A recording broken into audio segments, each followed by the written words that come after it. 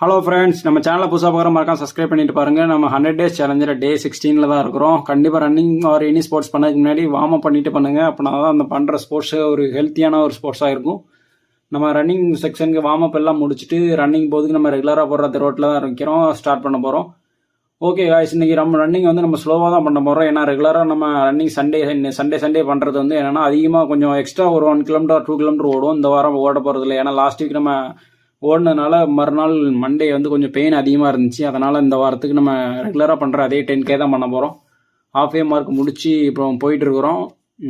Running போகிறதுக்கு முக்கியமான reason என்னென்னு பார்த்தீங்கன்னா, நம்ம ஃபேட் லாஸ்க்காண்டி தான் பண்ணோம். நம்ம 95 kg இருந்தோம், இப்போ ஆல்மோஸ்ட்டு 65 கிட்ட வந்துட்டோம். ஒரு வழியாக இன்றைக்கி ரன்னிங் முடிச்சாச்சு. வீட்டில் லாஸ்ட் டைம் நம்ம டே 13 சொல்லியிருந்த மாதிரி பெரண்டை ஃபார்மிங் பண்ணியிருந்தோம். அதுக்கு ரிப்பேர் ஒர்க் தான் பண்ணி முடிச்சாச்சு. எப்படி இருக்குது பாருங்கள், நல்லாயிருக்கு. வளர்ந்ததுக்கப்புறம் இன்னும் கொஞ்சம் நல்லாயிருக்கும். நம்ம 100 டேஸ் முடிச்சதுக்கப்புறம் நம்ம இது எப்படி இருக்குன்னு ரிவீல் பண்ணி போடுவோம்.